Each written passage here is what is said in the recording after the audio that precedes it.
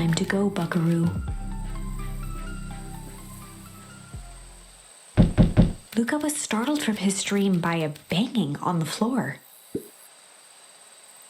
A commanding voice rumbled from below. Just as Luca sprang to lock the entry hatch, the door knocked open. Chapter 5. Dangers big and small. Luca stumbled back. He heard the rope ladder creak under significant weight. Keeping his eyes fixed on the hatch, he inched backward to the balcony. As his hand grasped the door handle, Luca froze. A large figure clumsily wriggled up through the hole.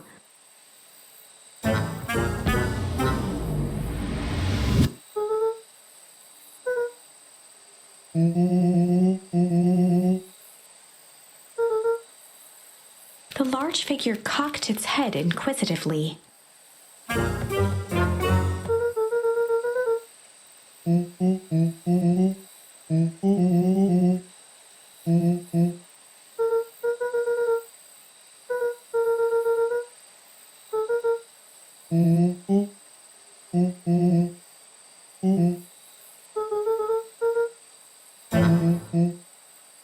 Luca's jaw dropped.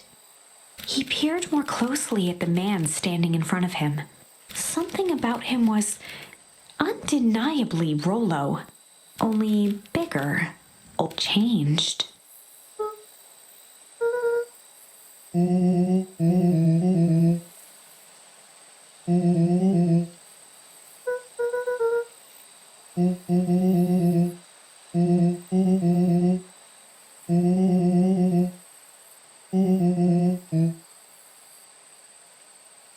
Rolo proudly presented his hands to Luca.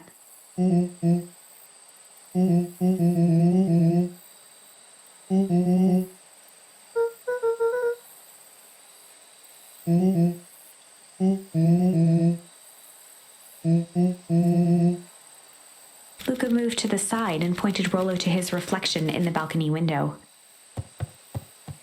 His hands shot up to his face.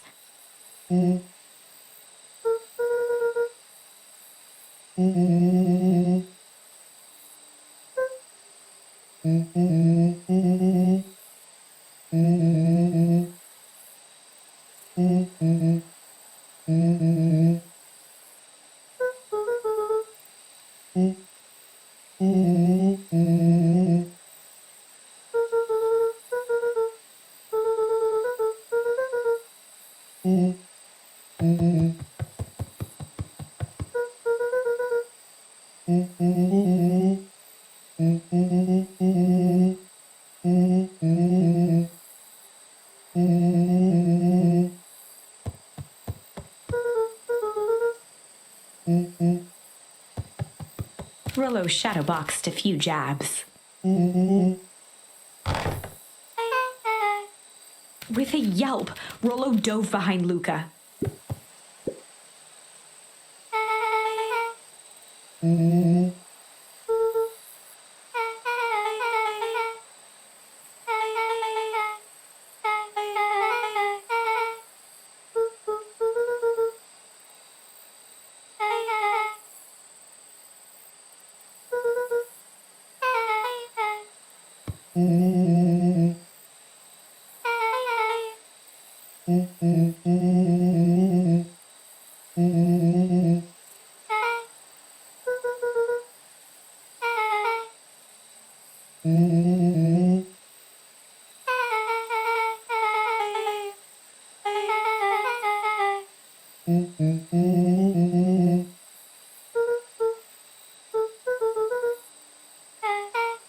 She shot a nervous glance at Rolo.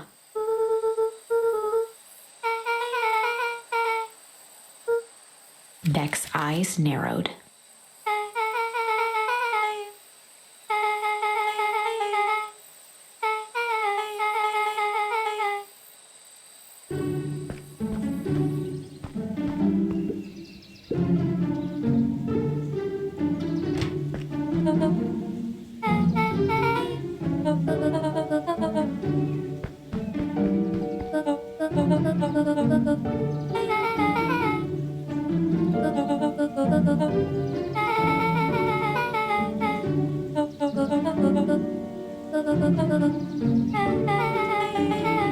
Ilona tried to put on a smile.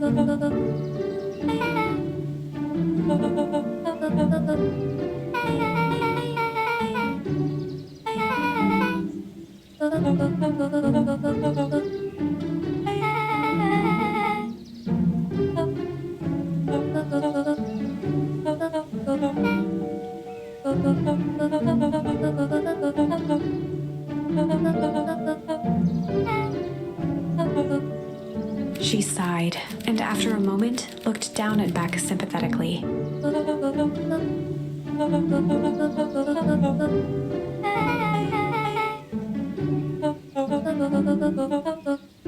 She flashed a sly grin and tousled Beck's hair.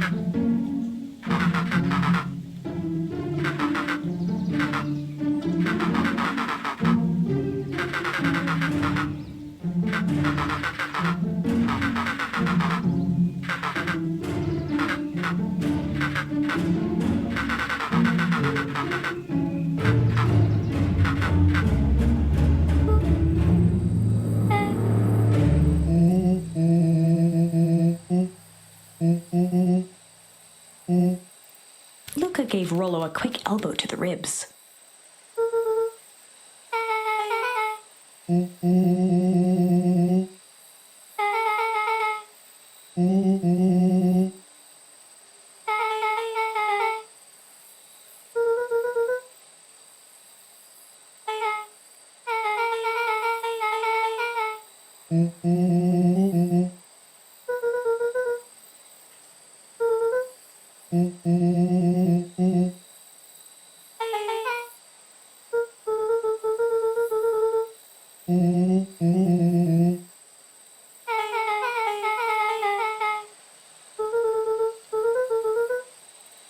Beck flicked a large sheet of paper out of her pocket and slammed it on the floor.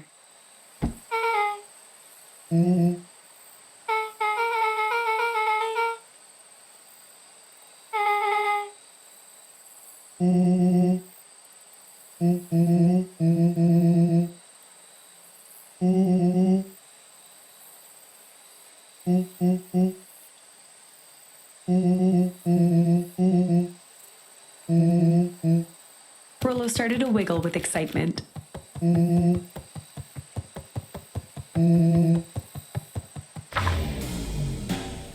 Chapter 6.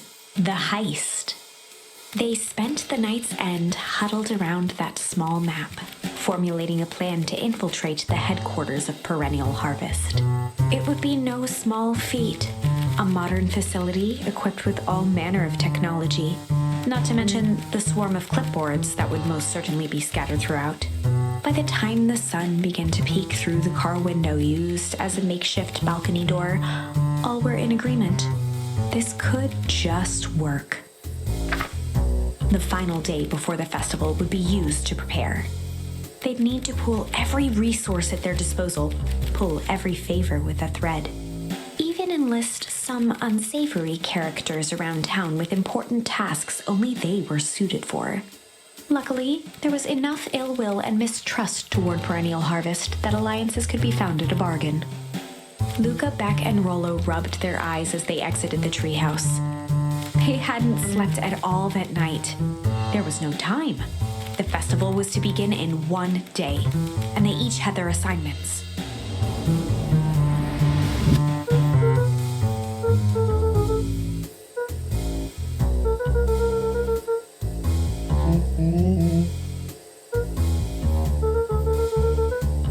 He waved vaguely at Rolo's sizable figure. Beck snorted an involuntary giggle.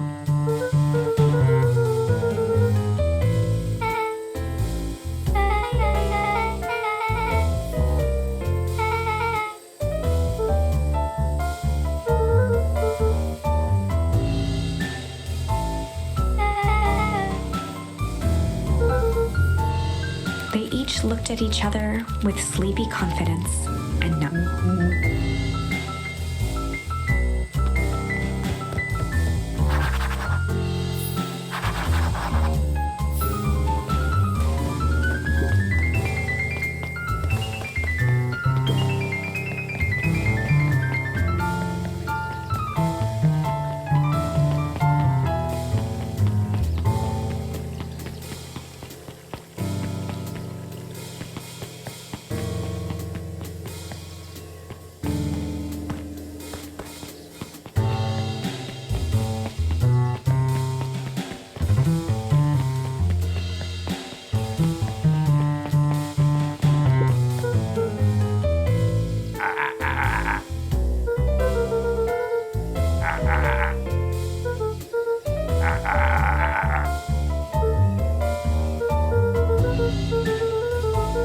Jeff wheezed out a long snicker.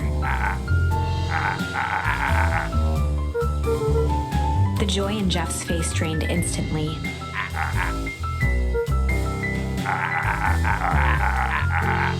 Looking into the sullen eyes of his would-be accomplice, Luca blurted out the first word that came to mind.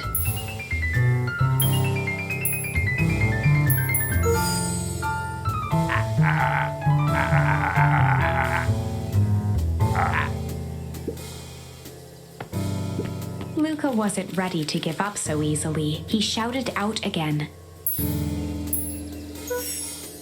Jeff's brow perked up. Sensing some traction, Luca carried on with vigor. Jeff's scowl faded with a sigh.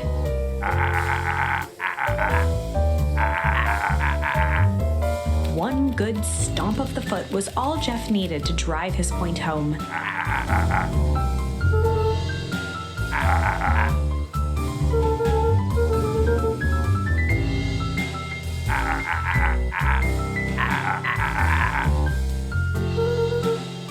Luca offered out his open hand to seal the deal. With a firm and dusty grip, Jeff reciprocated.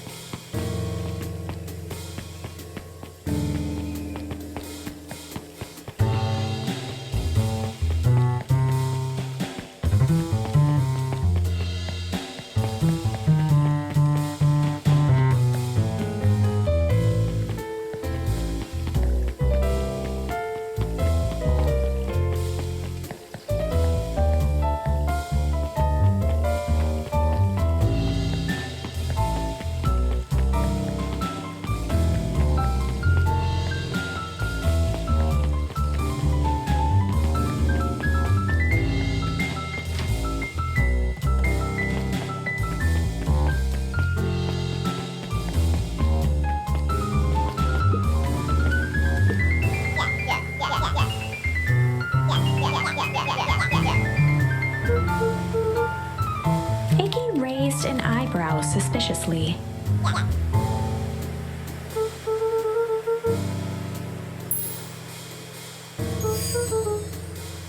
Iggy gave a reluctant shrug.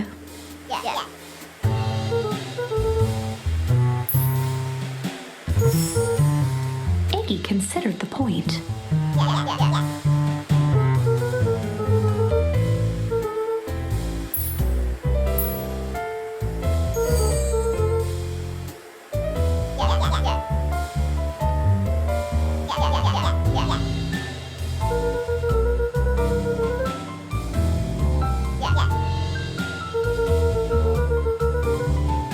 A wild-eyed grin spread across Iggy's face.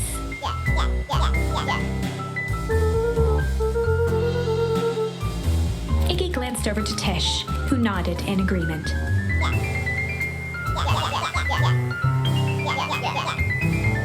With a quick nod, Luca was off.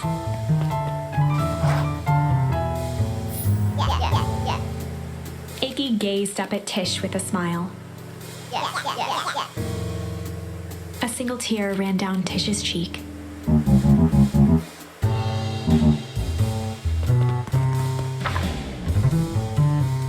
Chapter 7. Into the Hive. A good heist requires preparation. And thorough preparation takes time, something they had precious little of. So far, everything was in order.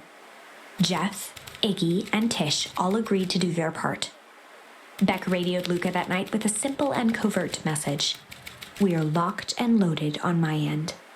And Rolo, after a lengthy confession, managed to persuade Roxy and Fitz to help. He stowed away in mission control for the night to avoid attracting attention.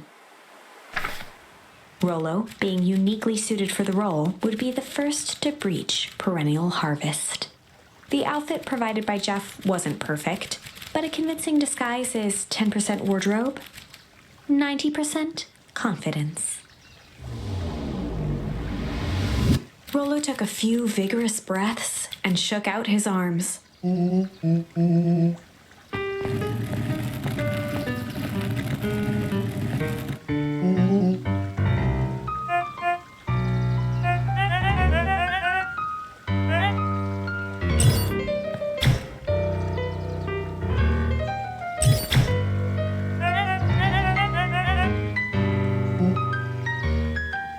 He had to think quick. Rolo sighed, adjusting his tool belt.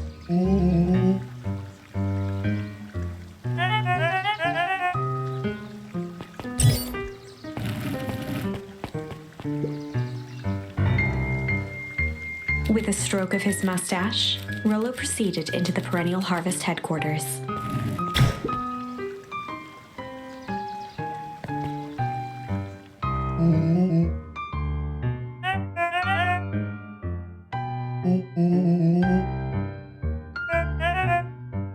He stammered and flipped through the pages of his clipboard.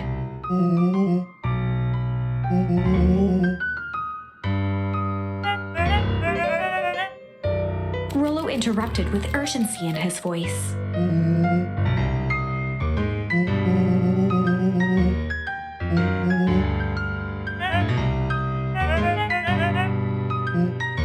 Rolo panicked.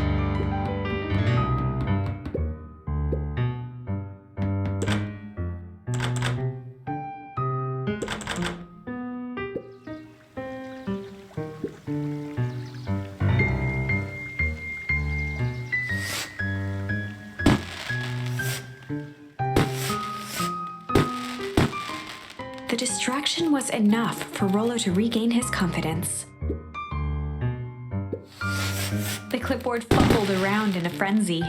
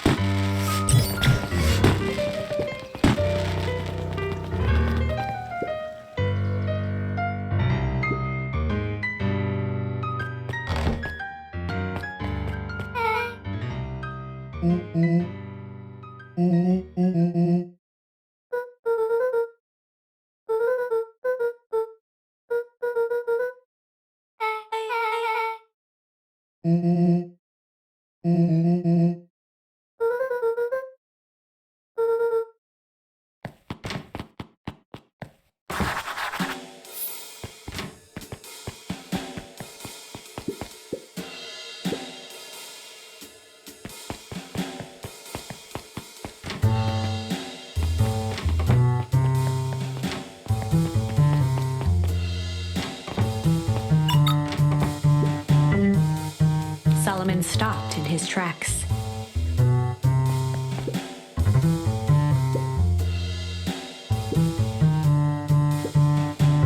A veneer of confusion flashed across Solomon's face. His words rushed out dramatically.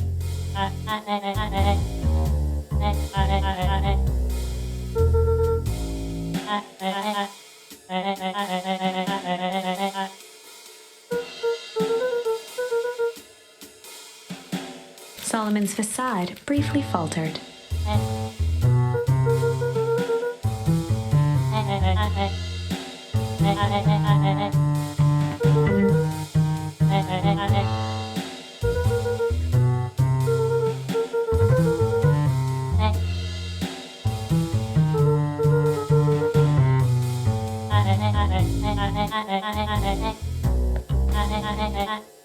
Luca happened to notice a plaque above the door.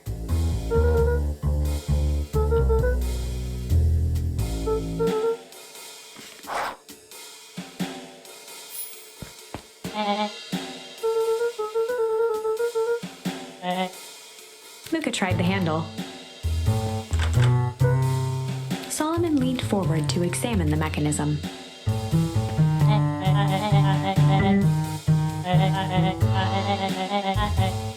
Luca smiled and looked at his watch.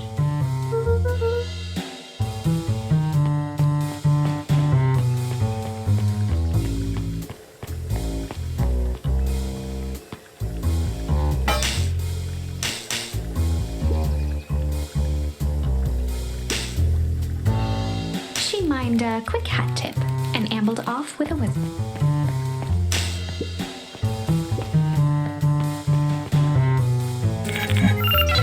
The light on the keypad changed from red to green.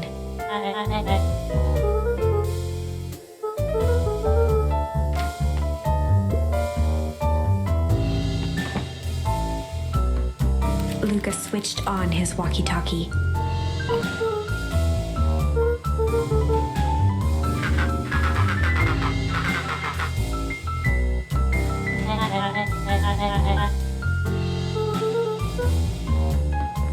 On the computer screen, a green cursor blinked in a password field.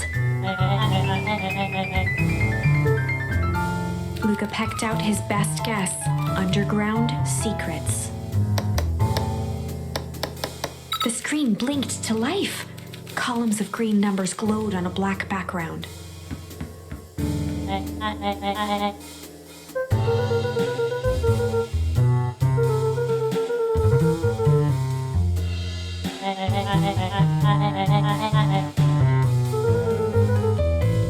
Solomon's jaw clenched into a half smile. Luca quickly scanned the columns for number 24601.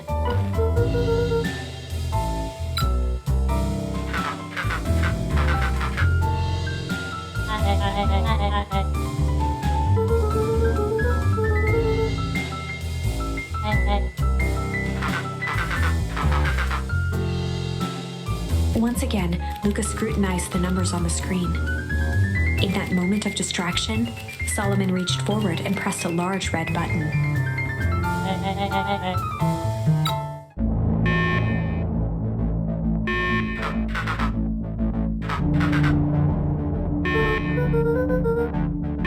He quickly skimmed the screen with his finger.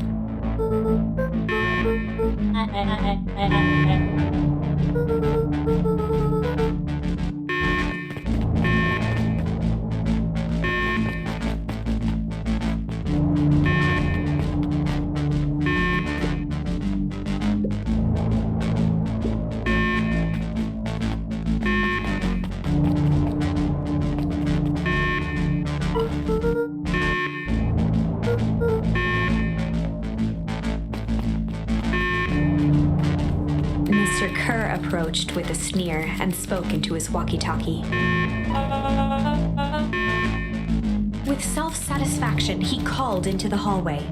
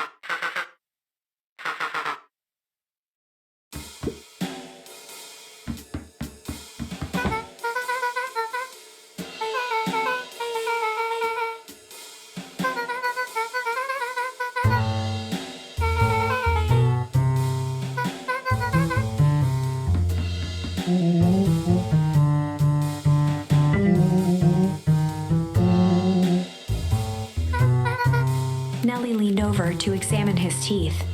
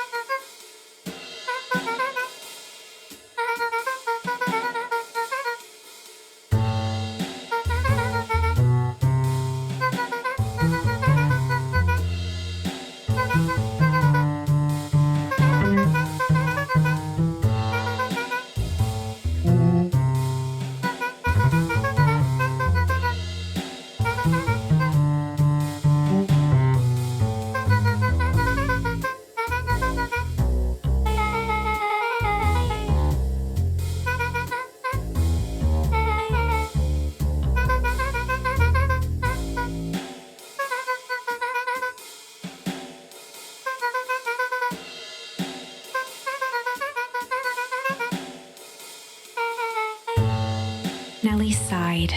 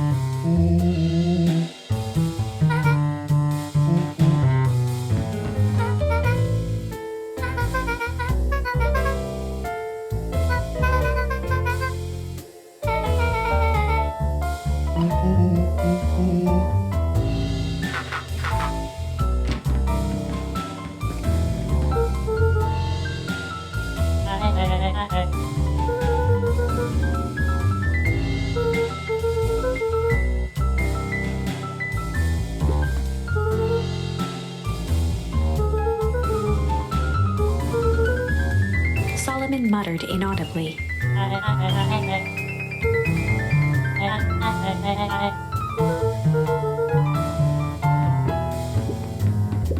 Luca tugged on each of the cabinets.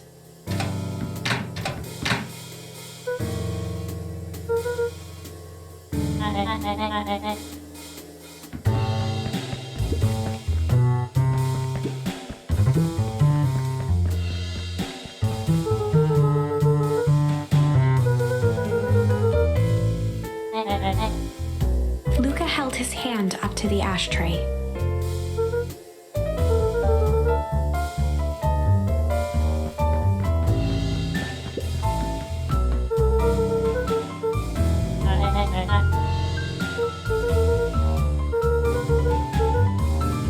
With a subtle, quivering lip, a smile crawled across Solomon's face.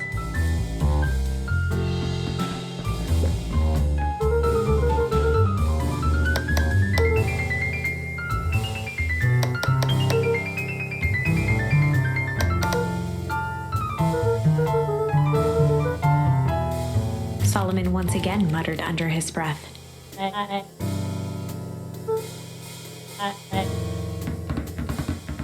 They heard the trampling of frantic footsteps from the hallway.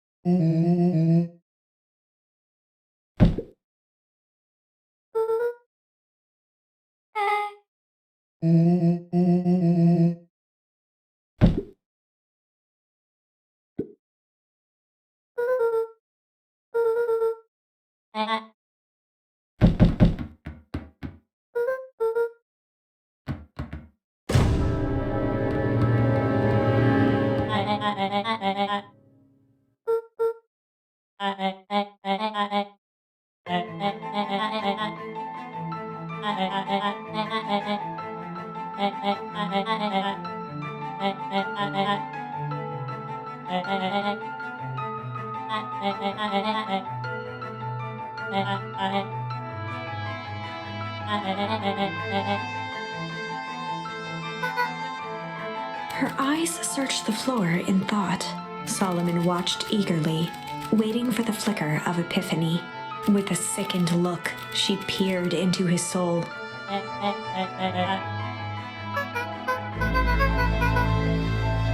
Solomon clapped with genuine delight.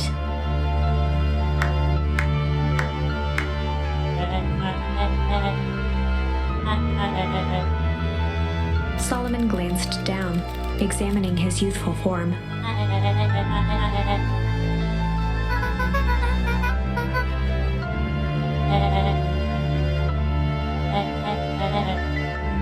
Kerr presented it with a theatrical twirl of the hand.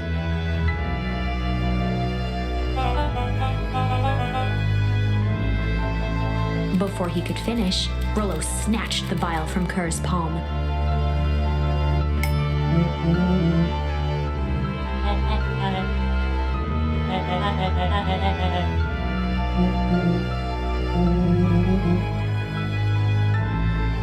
Rolo casually tossed the vial to Luca.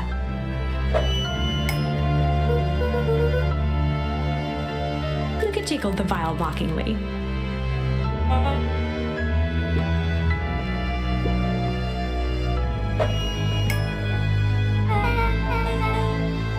She held it tightly behind her back. Solomon sighed, speaking in crisp, measured syllables.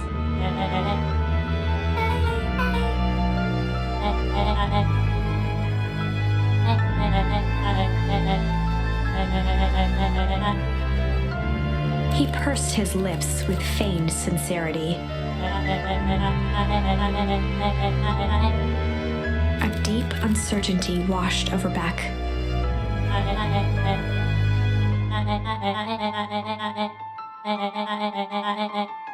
She looked to Nellie shakily. With a dispirited nod, Nellie sighed in defeat. Beck slowly approached Solomon.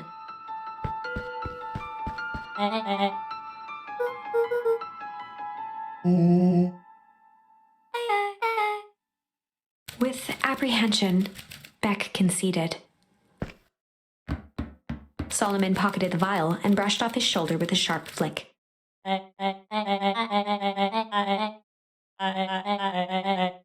The blood drained from Kerr's face.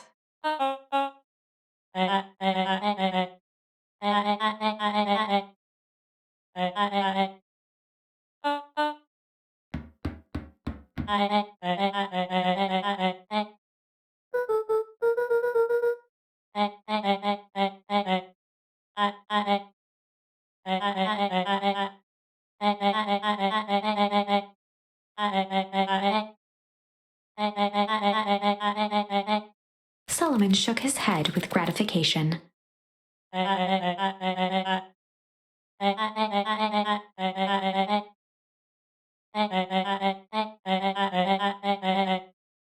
muffled applause resonated faintly through the walls.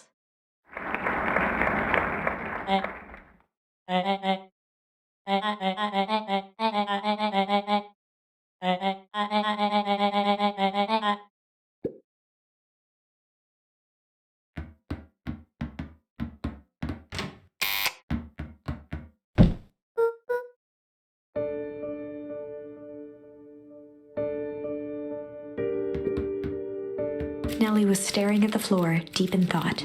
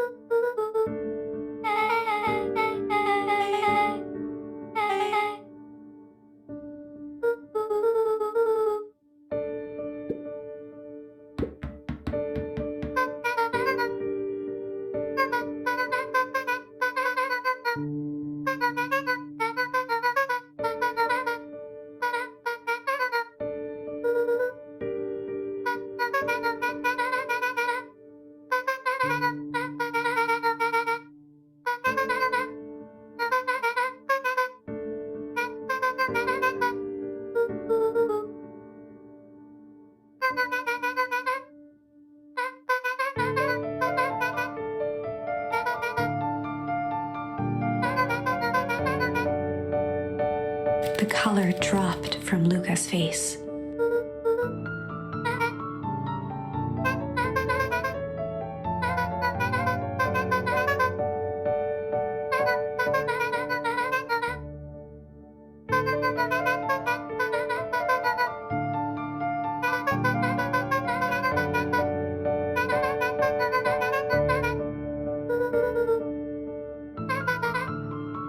Luca was overwhelmed with emotion.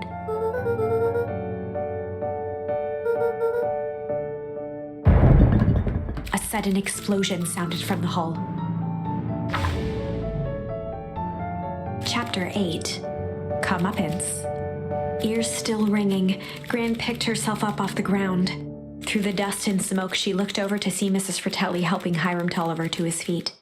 She'd had to beg, borrow, and steal to acquire those explosives. How many nights had she spent visualizing how she'd use them to make things right? And now, her one shot at destroying the source, that damned hole that swallowed so much of her life, was gone. Traded for this jagged hole in a wall and a foolhardy shot at rescuing Rolo. With Fratelli and Tolliver at her side, she stepped through. It was a strange feeling. The last time she'd stalked this maze of hallways, it was in a different body. They quickly rounded a corner to find a group of clipboards guarding a door. Something worth guarding is probably something worth seeing. She leapt forward, brandishing her cane. If her last chance at vengeance for things lost was truly gone, she would just have to fight to keep what she still had.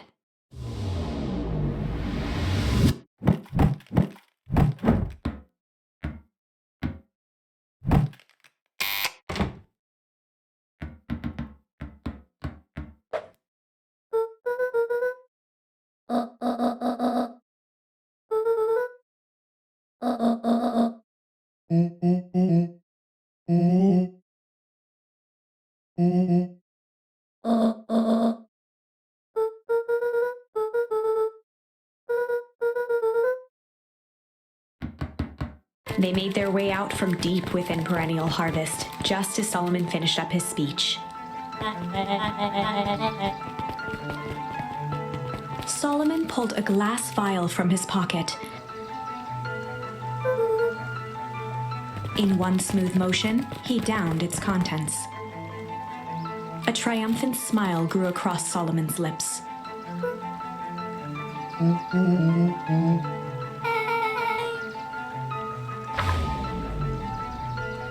With a mischievous look, Beck elbowed Luca.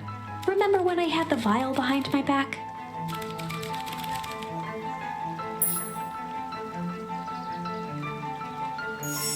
I might have tweaked his wonder potion with a little junk.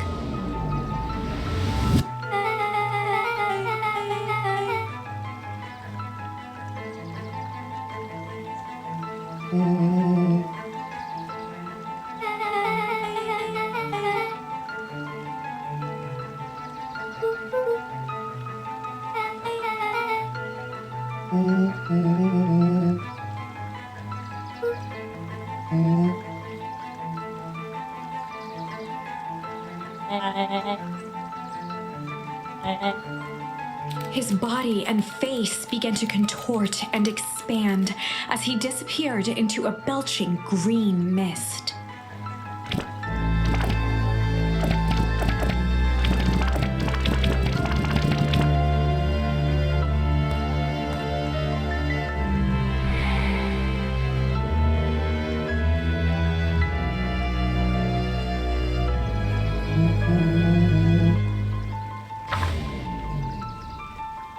As the last of what was once Sharper Valentine wafted into the air, the crowd began to disperse, still numb from what they had just observed.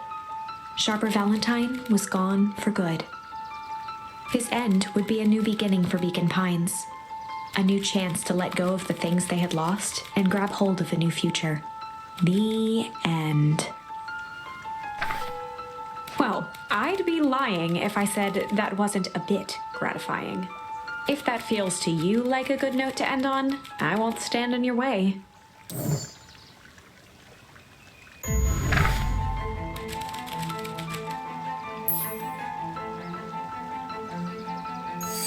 I might have tweaked his wonder potion with a little junk.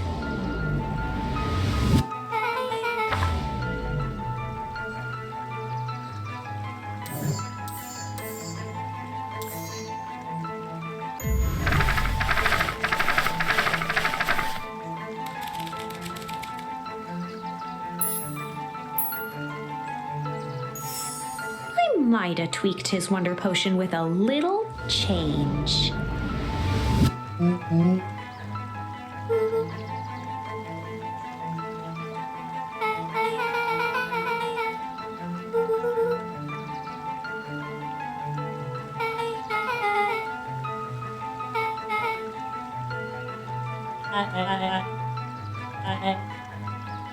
His body and face began to contort and expand as he disappeared into a belching green mist.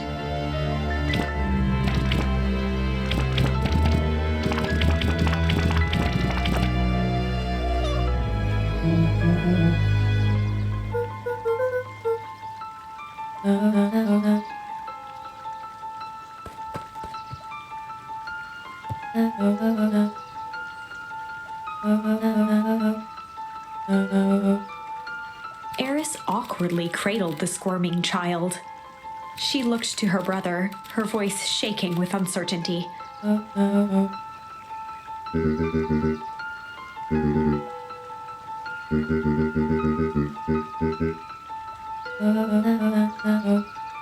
She looked back down at the infant with equal parts kindness and terror in her eyes. With a shake of her head, Eris addressed the crowd with a stern scowl.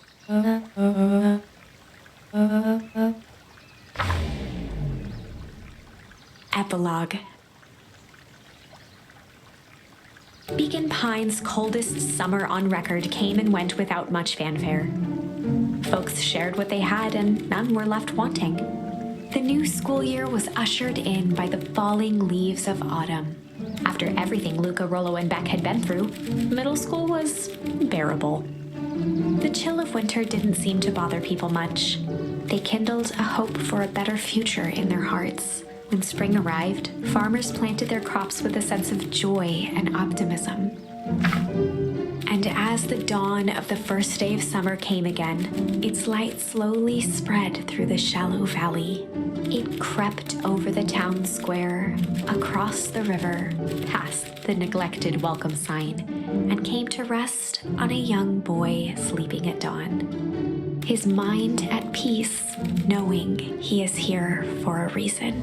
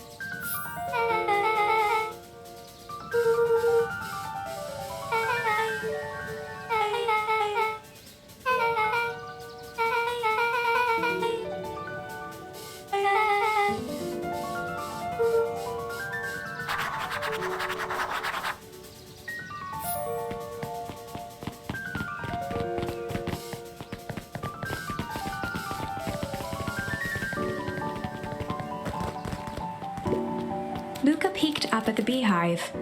It appeared to be deserted.